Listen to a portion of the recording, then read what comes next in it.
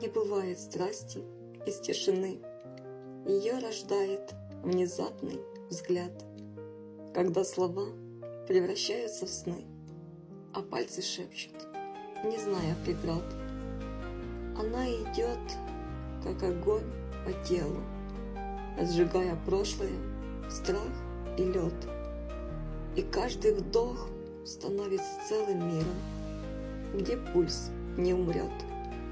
Страсть не про тело, не про желание, это про суть, про взрыв изнутри, когда одно лишь касание может вселенную сотворить.